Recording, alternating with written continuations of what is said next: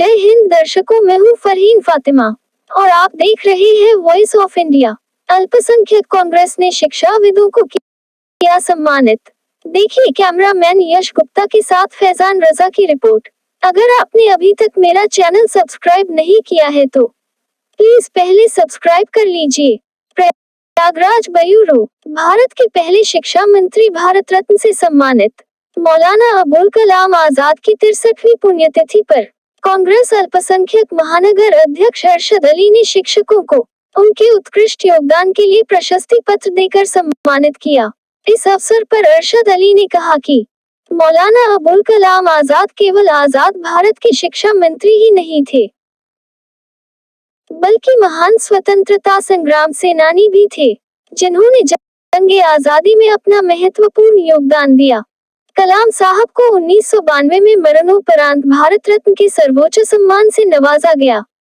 कार्यक्रम का संचालन कर रहे जावेद उर्फी ने अपने वक्तव्य में कहा कि IIT, IIM और UGC की स्थापना मौलाना अबुल कलाम आजाद ने की थी, जिसका मुख्य उद्देश्य था कि देश में कोई भी उच्च शिक्षा से वंचित न रह जाए और शिक्षा का अधिकार हर वर्ग को बराबरी से मिले।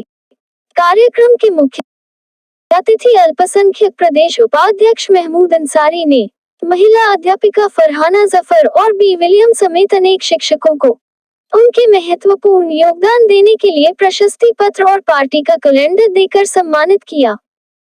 इस अवसर पर महानगर मीडिया प्रभारी MT कादरी, तालिब अहमद, कमाल अली, हाजी सरताज, हाफिज नसीम अख्तर, साबिर फरीदी, निहाल उद्दीन, परवेज सिद्दीकी, परवेज खान, इरफान उल हक, बी विल्सन, नाज खान, साहिबा खान आदि उपस्थित थे। मौलाना आजाद साहब वो शख्सियत थी जब आज़ादी में बंटवारा हिंदुस्तान पाकिस्तान का हुआ था, तो मौलाना आजाद साहब की देन है जो आज हिंदुस्तान में हम लोग का वजूद कायम है। मौलाना आजाद साहब जहाँ मस्जिद की सीढ़ियों पर खड़े होकर चिल्ला रहे थे कि मुसलमानों कहाँ जा रहे हो, कहाँ जा रहे हो तुम, ख्वाजा गरीब नवाज को छोड़ के, ताजमहल को छोड़ के, लाल किले को छोड़ के, अपने पुरखों की निशानी को छोड़ के, जो तुम्हारे पुरखे कब्रिस्तान में आराम फरमा है उनको छोड़ के जा रहे हो। आज उनकी देन है जो आज मुसलमान हिंदुस्तान में ईशान की तरीके से रहता है। आज जिस माहौल से हम लोग गुजर रहे हैं उस माहौल पर मैं रोशनी डालना चाहता हूं। आज हम अपने मौलाना आजाद साहब को इस बात पर खराज अकीदत पेश करना चाहता हूं कि मैं आपके नक्शे कदम पर चल करके आपके बताए हुए रास्ते पर, आपके कुर्बानियों पर, आपके क्रांतिकारियों पर, आपने जिस तरह से हिंदू, मुसलमान, सिख, ईसाई सारे लोगों को जोड़ करके आपने जो इस देश की खिदमत की है, जो इस भारत की खिदमत की है, आज हम लोग आज के दिन जो है इस बात के लिए अहद करें, इस बात के लिए कबज़ खाए कि इंशाअल्लाह आने वाला जो दिन है हम उसमें एक एक लोगों से अपनी इखलास से, मोहब्बत से, भाईचारे से उनसे मिल करके और कांग्रेस की तरफ लोगों को ले आएंगे। मौलाना अबुल कलाम आज़ाद की जयंती उस देश के उन लोगों में मैं समझता हूँ जब तक दुनिया कायम रहेगी तब तक मौलाना अबुल कलाम आज़ाद जी का नाम लिया जाता है। हिंदुस्तान जब आज़ाद हुआ, जब देश में पहली बार गठन हुआ सरकार का, जवाहरलाल जी देश के प्रधानमंत्री हुआ करते थे और उसके बाद मौलाना अबुल कलाम आज़ाद जी को उसमें शिक्षा मंत्री बनाया गया था। तो उनकी एक आज़ादी के बाद से उन्होंने जो काम किया देश के लिए, सबसे पहले उन्होंने अलीगढ़ यूनिवर्सिटी की मैं समझता हूँ उन्हीं के आई गई। हिंदुस्तान पाकिस्तान के बंटवारे में उनकी कहीं मंशा नहीं थी कि हिंदुस्तान पाकिस्तान कहीं दूसरा बनना चाहिए, वो बराबर उसके विरोध में लगे थे। मौलाना आजाद साहब वो हस्ती थी, उसके बारे में एक शब्द बता दूं पंडित जवाहरलाल नेहरू की कैबिनेट में वो थे और Pandit Jawaharlal Nehru as a prime minister of India उनसे मिलने के लिए उनके कमरे में जाते थे जब शास्त्री भवन का निर्माण नहीं हुआ था।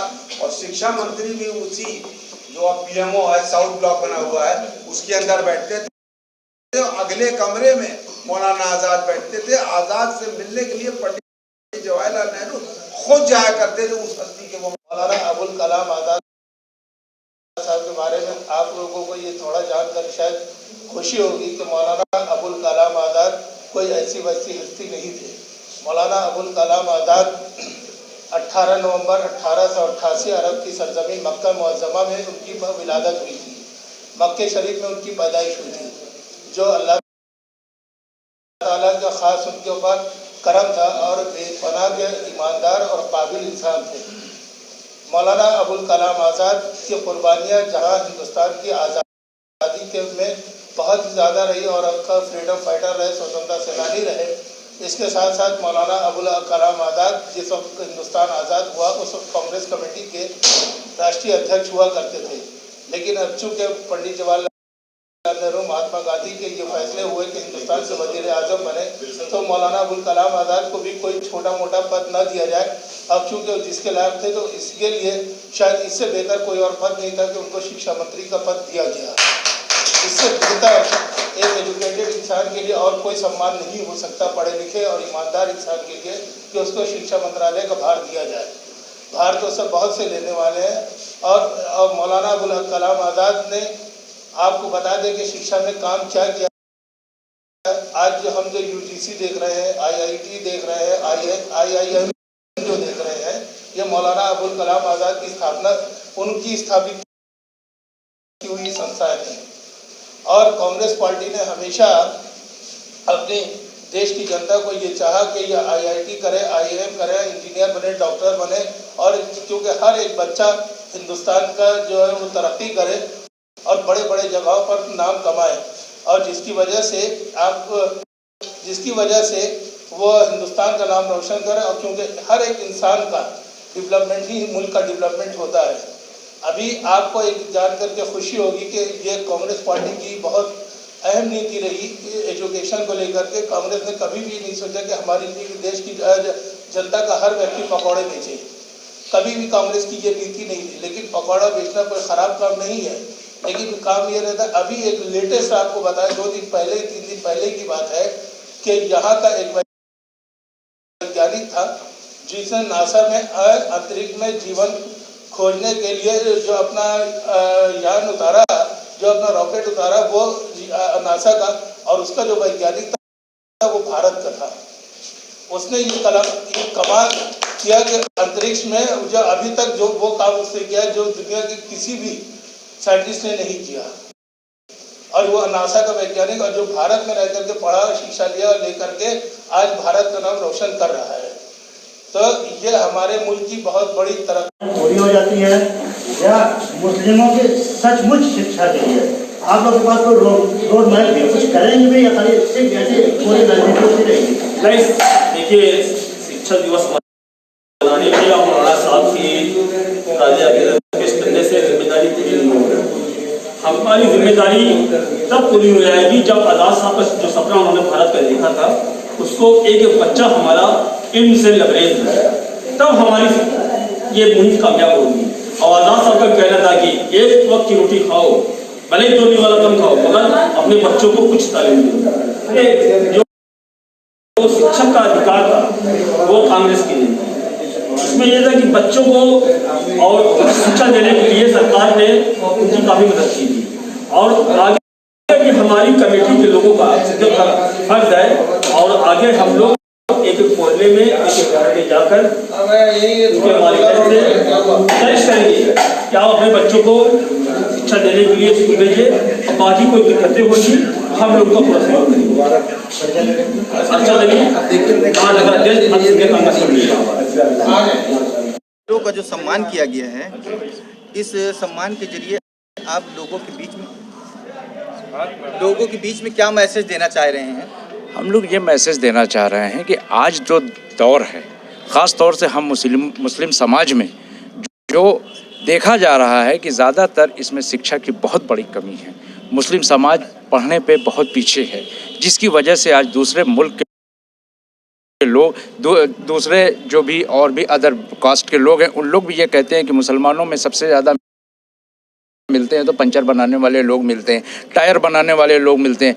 मगर हम इस चीज़ को उनको बता देना चाहते हैं कि मौलाना अबुल कलाम आज़ाद साहब हमारे भारत के प्रथम शिक्षा मंत्री थे, और इसी चीज़ पे हम लोग ये शिक्षक को सम्मान देके हम लोग इस बात पे जोर दे रहे हैं कि जितनी भी हमारी जो भी मुसलमान की नस्लें हैं वो बच्चे आगे पढ़ें और आगे इस पे कामयाबी हासिल करें और देश का नाम रोशन करें। इसके लिए हम लोगों ने ये कार्यक्रम किया है। मतलब टीचरों को जो आपने सम्मान किया इसलिए किया ताकि लोग जो है उनको बच्चों से जोड़ने के लिए उनको और काम आए, उनको बच्चों को आगे पढ़ाने के लिए वो मतलब शिक्षकों को उसमें दें। चूँकि कलाम साहब की आज जयंती थी, आज उनकी जो है, इस वजह से हम लोगों ने कांग्रेस पार्टी के बिहाफ पे, मैं प्रदेश सचिव, मुझे एक आदेश दिया गया था, तो हम लोगों ने ये एक कार्यक्रम शिक्षकों के सम्मान में किया है। धन्यवाद। इरफान उल हक, प्रदेश सचिव।